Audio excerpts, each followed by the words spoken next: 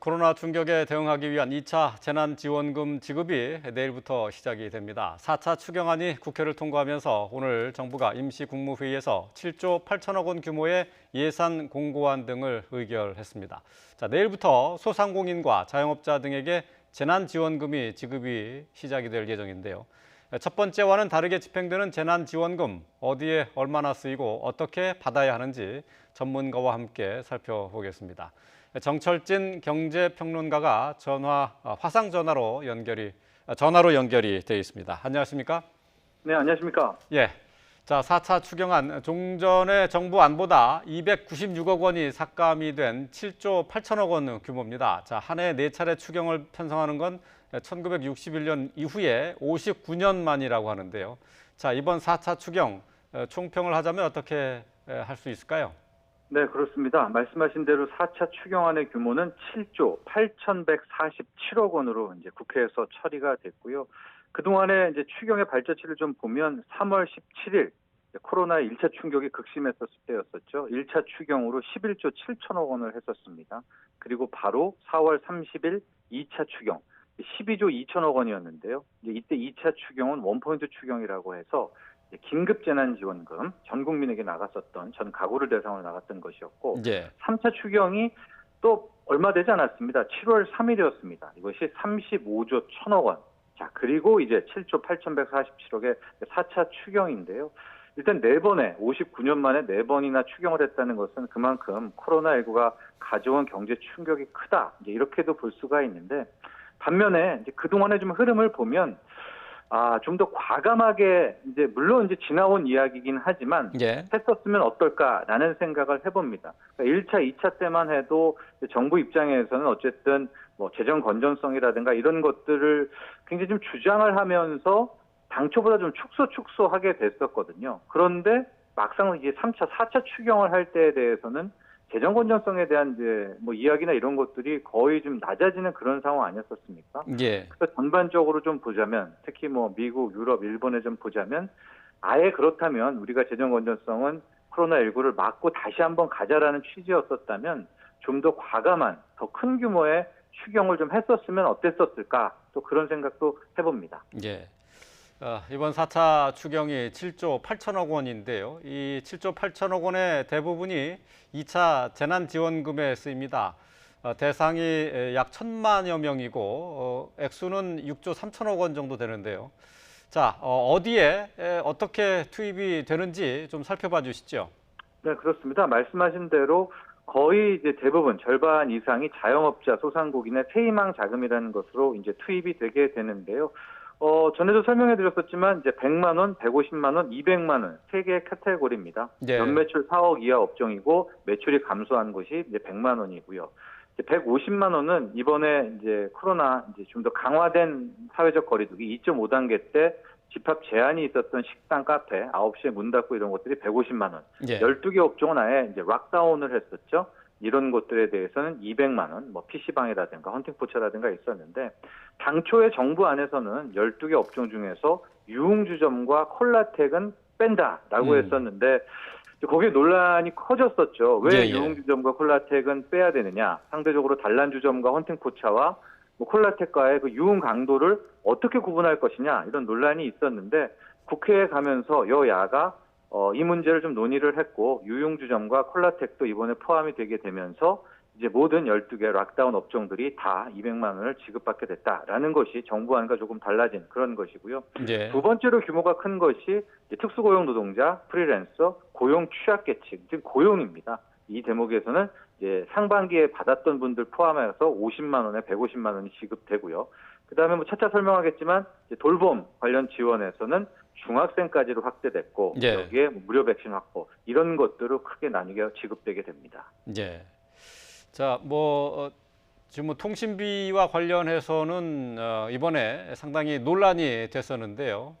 13세 이상 전 국민에게 지급하려다가 만 16세부터 34세 또 만 65세 이상에게만 가게 됐습니다.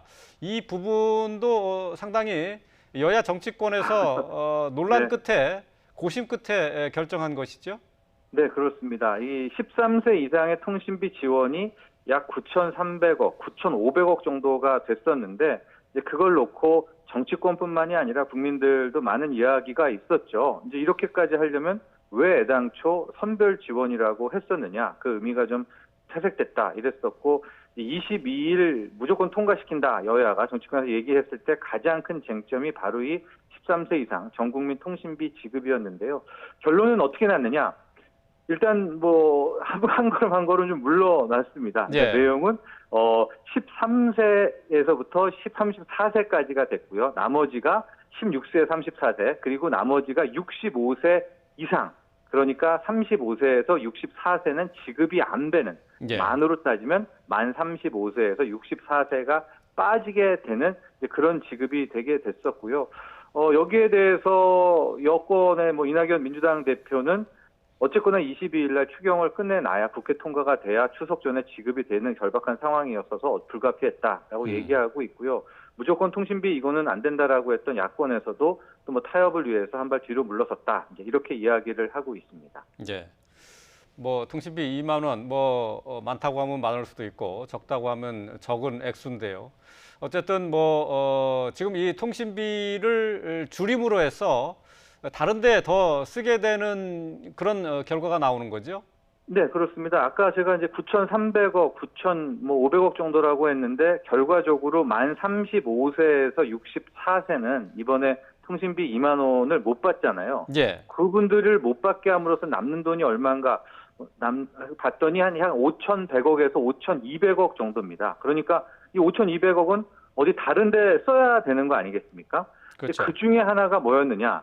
실은 돌봄에서도 좀 쟁점이 많았던 것이 원래는 7세 미만이었는데 이번 정부안은 초등학생까지 20만 원 지원으로 하겠다라고 하니까 이제 중고생을 둔 학부형 분들은 우리도 돌봄하는데 왜 빼느냐 뭐 이런 얘기가 있었지 않습니까? 예, 예. 그래서 일단은 비대면 학습 지원이라는 명목으로 중학생까지 돌봄이 확대가 됩니다.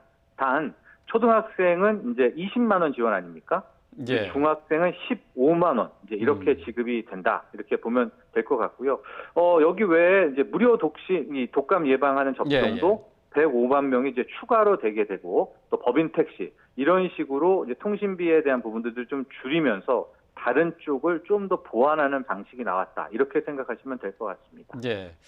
애초에 개인 택시 외에 법인 택시 기사는 지원 대상에서 배제가 됐었는데 네. 이번에 다시 그러니까 이 통신비를 절약하면서 법인 택시 기사들도 혜택을 받게 되는 거죠. 네, 그렇습니다. 이것도 저희가 이 시간에 지난주에 이제 살펴봤었는데 개인 택시 분들은 일종의 이제 사업자, 개인 사업자, 예. 자영업자지 않습니까? 그러니까 매출 감소 아까 말씀하신 대로 4억 원 이하가 되면 소상공인 지원금을 이제 100만 원 최대 받을 수 있는 거 아니겠습니까? 그렇게 되니까 법인 택시 이제 기사분들도 택시 영업이라는 것이 산학금을 넣고 이런 구조가 이게 일반적인 근로자와는 다른데 특히 개인 택시는 지급한다는 차원에서 역차별을 되게 이제 주장을 했었거든요. 그래서 결과적으로 이번 최종 여야 국회 통과안에는 법인 택시에도 이제 소득 감소가 확연히 증명될 경우 100만 원을 똑같이 지원하기로 했다라고 최종안이 나왔고요. 지금 보니까 법인 택시 운전자 이 기사분들이 6월 말 기준 상반기 기준으로 한 9만 명 정도거든요. 그렇기 예. 때문에 이분들을 아마 대상으로 지급이 될 텐데 단 이 법인 택시 운전자들은 따져야 될 부분이 좀 있는 거 아니겠습니까? 그래서 추석 전에 지급이 안 될 수도 있는 조금 더 확인 작업은 있다. 그러나 분명히 법인 택시 기사분 한 9만 명 정도에게 100만 명이 똑같이 지원이 됩니다. 예, 그렇군요. 자, 앞서서 잠시 말씀을 해 주셨는데요. 집합금지 업종 가운데 그 지원 대상이 아닌 업종으로 유흥주점이 있었거든요. 유흥주점 콜라텍. 근데 이번에 재난지원금을 받는 업종으로 다시 들어갔어요. 여기에 좀 논란이 좀 있긴 합니다. 이 부분에 대해서는 글쎄요. 지금 유흥주점 같은 데는 건전한 소비시설도 아닌데 굳이 재난지원금을 줘야 되겠느냐 하는 논란이 있죠.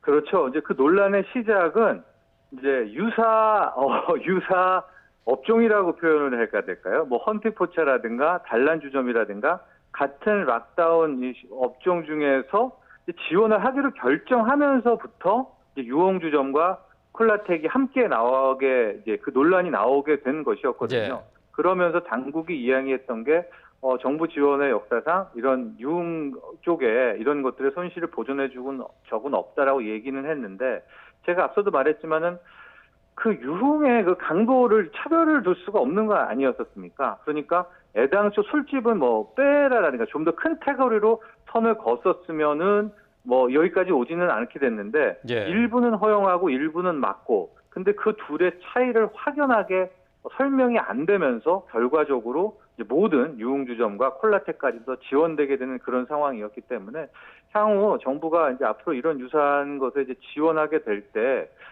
요즘에 이제 형평성, 공정성에 대한 또 명확한 기준에 대한 국민들과 전체 욕구가 굉장히 높지 않습니까? 예. 그런 부분에 좀 정교함은 앞으로 갖춰야 될 것 같다. 이런 것들을 큰 교훈으로 삼아야 될 것 같습니다. 예. 뭐 말씀하신 것처럼 유흥주점에 여러 가지 이제 업체가 포함이 돼 있기 때문에 좀 이것도 좀 가려봐야 될 것 같은데요. 여성 단체를 중심으로 해서는 단란주점이나 룸사롱 이런 것도 어떻게 지원을 받을 수 있느냐 여기에 이의를 제기하고 있어요.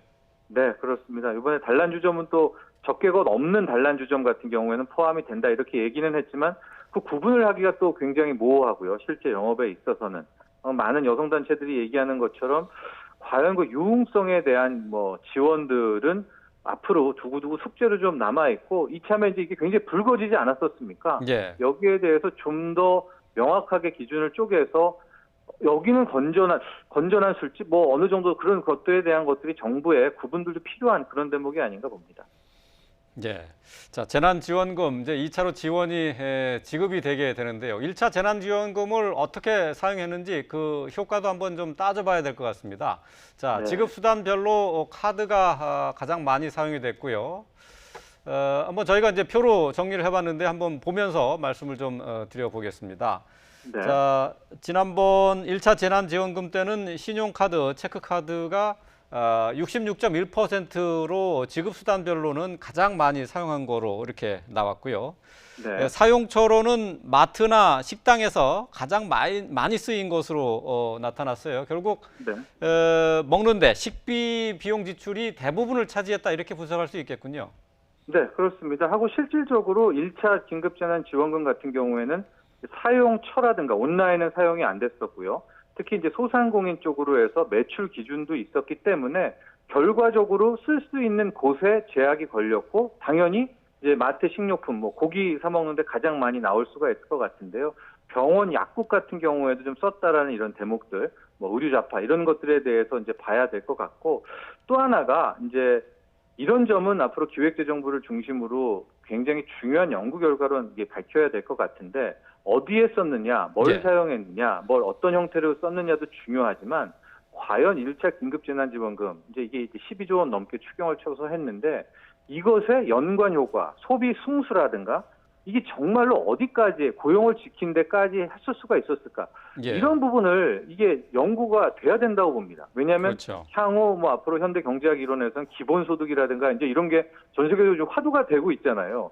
그런 것들을 좀 미리 우리가 밝혀내려면 어떤 근거 자료가 있어야 되는데 아마도 이번 1차 긴급재난지원금이 진짜로 이렇게 현금성의 지원을 했을 때 예. 내수를 살리는데 얼마나 효과가 있는지를 정말 체계적으로 좀 아마 이번에 검토를 해야 될 필요가 있을 것 같아요. 예, 알겠습니다. 예, 1차 재난지원금 소비 그리고 고용 진작에 진짜 효과가 있었는지 면밀하게 좀 살펴봐야 할 부분이 될 것 같습니다.